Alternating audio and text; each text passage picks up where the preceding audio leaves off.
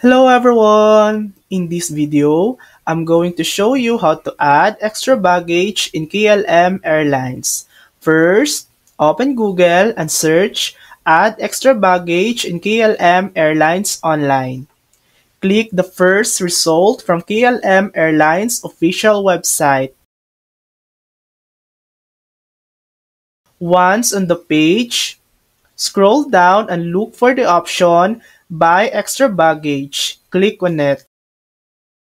On the next screen, you'll need to enter your booking code, also called PNR or reference number. Enter the last name as it appears on your ticket. Click Search.